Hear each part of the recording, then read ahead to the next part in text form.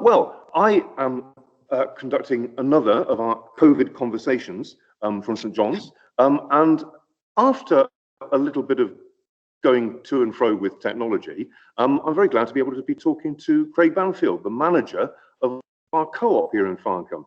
Now, Craig, you're clearly at home at the moment rather than in the co-op, yeah. So thank you, thank you very much for taking part.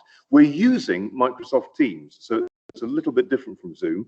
I'm not entirely familiar with how it works, but hopefully everybody will be able to get something out of it when I actually come to put the recording up. So first of all, I'd like to start by asking you, as I have all the other people I've been talking to, how the pandemic has affected you as an individual and your family. Have you been well over the course of the last year?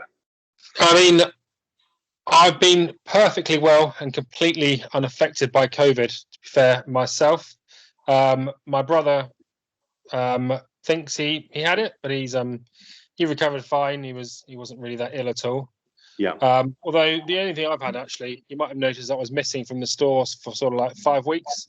Right. I did injure my foot while I was out for a run recently, which is almost healed up, actually. So if you see me in trainers, it's not because I'm scruffy. It's trying to look after my foot, which I'm a bit paranoid about now. Yeah. But no, COVID didn't really affect me that much. I've not been able to see my family as much as I'd like to be able to. Yeah. My parents are kind of going through a bit of a tough time, so they're getting divorced and trying to sell the house. So okay. Whilst we're all adults, it's not really it's not a big deal, but trying to help out where we can isn't very easy when we're not really allowed to go around there. But other than that, I would have said it's been really good for me and my neighbours. My neighbours aren't really neighbours anymore. We're now really good friends. Okay, good. So not had a massive impact on me, to be fair. Okay. Talking about the store, it would be helpful to know what sort of level of autonomy you have as a store manager. What are the things that you can decide about on the local level? So in terms of a lot of the things that we can put in place, those are things that we have to put in place unless we've got a reason otherwise. So things like screens, they were implemented. For us, we didn't have too much say in that, other than if maybe the heights were a little bit funny, trying to get baskets underneath and we could affect them. One-way systems weren't necessarily mandatory. So when I came to Farncombe, all the kind of restrictions and the things to try to protect us and our customers were already in place. Okay. But I know in my previous store, we're trying to set up the one-way system was very much a case of we kind of walked around to try to find out how it would work.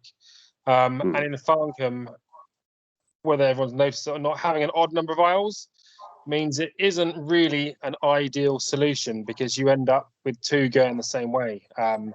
But the autonomy kind of allows us to try to make it work the best we can. So certainly in my previous store, we pulled a lot of all the extra things off the shop floor just to try to make a bit more space. We were kind of allowed to do what we thought was best. I don't think you'll see too many stores closing very often now, but at the beginning, again, if we had a big delivery come in and we thought we needed to shut the store, we were allowed to make that decision just to replenish the shelves. Right. Yeah, well, that's sort of led on into the next question that I was going to ask about, which is what happened initially. But clearly you were somewhere else when the pandemic began. Where were you in, just out of interest? So prior to that, I was in a North Lane store in Aldershot. Okay. So and how did it feel over there when things started? It was different. A lot of my highlights in my time in retail are often the things that are different. So for me, it's something that will kind of stick with me. I wouldn't want to use the word exciting, but it was challenging being in a very different environment. Because no matter what we got in, that disappeared very, very quickly. So the challenge was trying to work out, and again, a bit of autonomy came in here about what we would try to hold back, because we have quite Frimley Park Hospital relatively close to us, and quite a few police officers that live in the community and other key workers. So we had quite a fine line of trying to balance what we'd kind of hold back for them. And empty shelves, it made a lot of our processes very, very simple. But yeah, it wasn't ideal. It's not the sort of offer we wanted to be giving to our customers, but we did our best.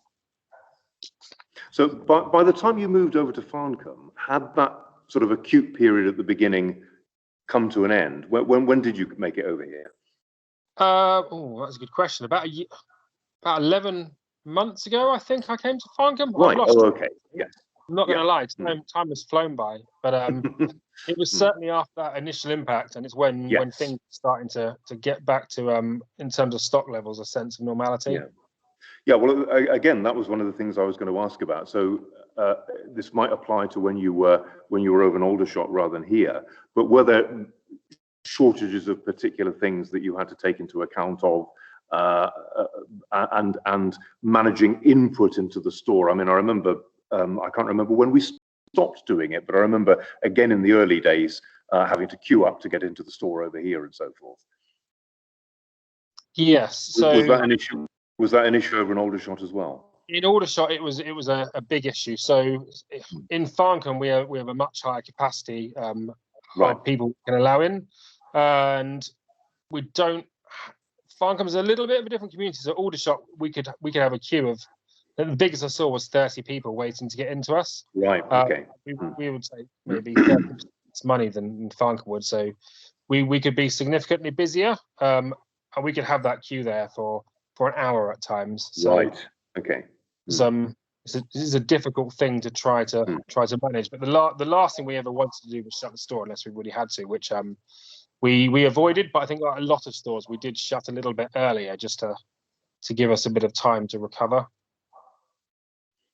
Yeah. I mean, certainly I remember queuing up to get into the bigger supermarkets here, but it was not so much of an issue at the Co-op.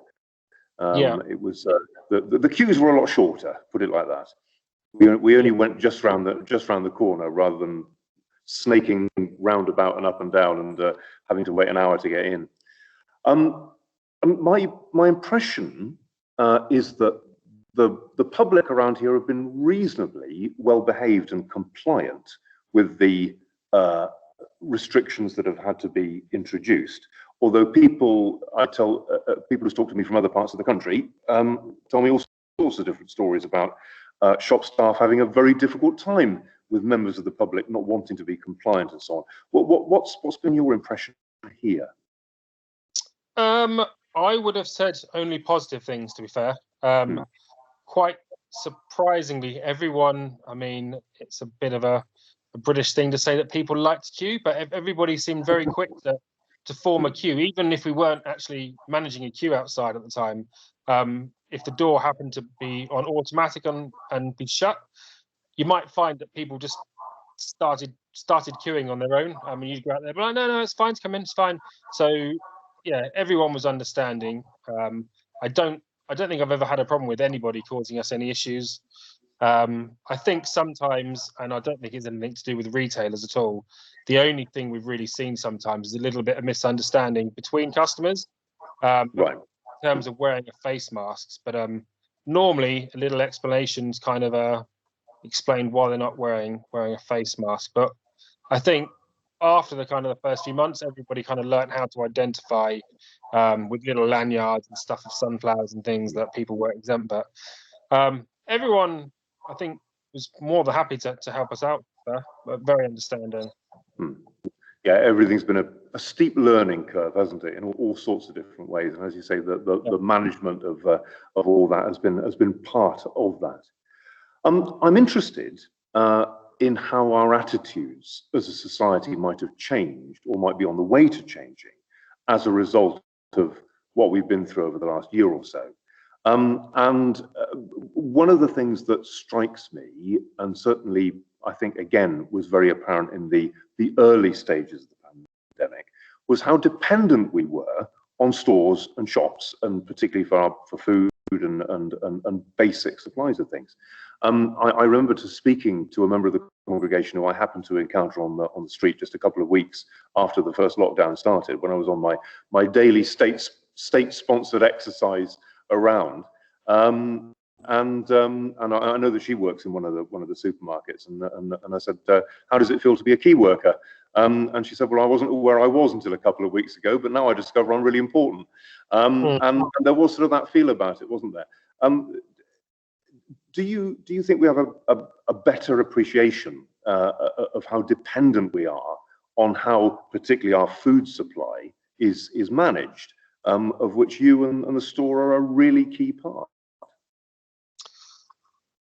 I think there's certainly a bit more understanding. Yeah, that we are key. So without the shops, how are you going to get your food? And certainly before COVID kind of really hit the UK, that was kind of a question. I thought, oh, well, how is this going to work? If we shut all businesses, how are people going to go shopping? And then obviously find out, oh, it's fine, we're key workers, we will carry on going working. And I guess we'll do what Co-op always aims to do, which is to serve the community. And certainly early on, I think you kind of get used to it now, but there was a definite difference of people being a lot more understanding, because the shop wasn't ideal to shop in compared to how it would have been a few weeks prior to lockdown. But certainly no issue, whereas you might possibly have had some issues arising from that. Everyone has been very understanding, and I think certainly in terms of appreciation, I don't know what Farncombe was like, but when everyone was doing the NHS clap, we would go outside and join in. We'd shut the store for like 3 minutes just to kind of join in with everyone. But we'd have people in the houses opposite. They wouldn't necessarily be clapping for the NHS, but they'd be chanting Co-op, which was nice to know that they really did appreciate us. Yeah, I mean, it obviously it's something that apart from people like yourself on a management level, most of the time you, as somebody who visits the store, notice that people will come in on the staff and they'll be there for a while, and then very often they'll move on within a few months or so. So it's not something necessarily that people tend to spend a long time doing. Although some of the staff have been there for a long while, and are real members of the scene. But it's not necessarily an aspect of our community life that people would necessarily immediately think is important. And yet, I think it's striking how we have come to an appreciation of really how important it is. I wonder what you think the future looks like. I mean, we've touched a little bit on people's changing attitudes and so forth, but I know that there are plans for changes at the store, and I wonder whether you wanted to say anything about that. Yes, I mean, we have got some changes planned for sure. And in terms of what the future looks like, I think if we're trying to come together as a community a little bit, that's great for what Co-op want to do, because we want to give back to the community. We want everyone to become members and to understand kind of what the Co-op's all about. So hopefully that that helps us going forward to sign up more members, not for our benefit. It's for your benefit as an individual and as part of the community. So if you are a Co-op member, for every £1 that you spend in store, you'll get 2p back on your card, and you'll also get 2p to one of your local selected charities. So hopefully that's something that we can keep pushing as we go forward, because there's a potential for us to raise a large sum of money for stores. My previous store, I think we gave away £12,000 at the last proper event that we did. That's the sort of thing that we want to be doing going forward. We want to really build on that. And the same, if there's any local causes as well, we can give out a community fund grant, which is £15 to £200. We can do that a few times a year. That's kind of where we want to be going. We have also hopefully got a refit coming up at the beginning of next year, which is great. Hopefully, shop becomes a little bit easy to shop. The narrow aisles, certainly under COVID conditions, have been very, very difficult to shop and to manage the store. So hopefully that's a big improvement. But realistically, the refit's nice. But what we really want to do is really kind of get into the heart of community, learn kind of a little bit about each other, what Farncombe wants, what we can offer you, and how we move that forward, really. Yeah, because the co-op does have that kind of ethos going right back to its foundation, doesn't it? It is exactly that. It's exactly that. When doubtless you are told a lot about when you're going to work for it. Yes, yeah. I mean, my previous job, I worked at Maplin, got made redundant from there. But part of the reason I joined Co-op was I had an interview before getting to Maplin with one of the stores near me. And I remember having an hour-long conversation with the recruiter at the time about the things that people would do. They would go out into the community. It might be they'd arrange something with their own colleagues, with other stores, with members of the public, and go out and they'd just be jumping in the local river, pulling out rubbish, or be doing all sorts of things just around the community, and they could help. Cleanups are quite common, but other ones would be things like car washes, raising money. But that's the sort of the retailer that I kind of knew Co-op as, and that's why I tried to join them again, basically. Great. I think that's probably all I wanted to say. So I think we can finish it there. Craig, I'm ever so grateful to you for giving up your time to have this conversation. And doubtless I will see you again in the store before too long. So once again, thank you very much for your time. God bless you. And thank you for all the work that you and your colleagues are doing to keep Farncombe fed and supplied. Long may it